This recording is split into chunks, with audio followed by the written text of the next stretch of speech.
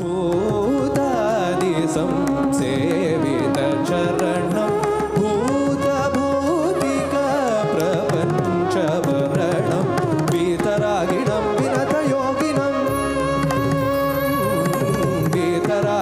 विनतयोगिनं विश्वकारणं विघ्नवारणं वातापि गणपतिं भजे।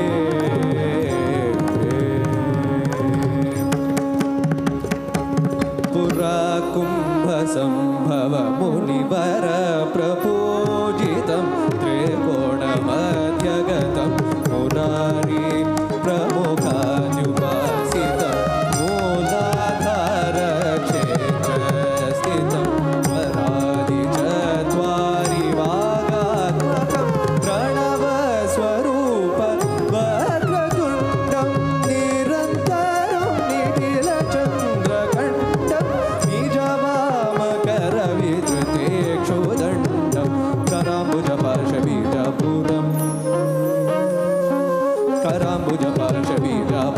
कलुषविदूरं भूताकारं हरादिगुरु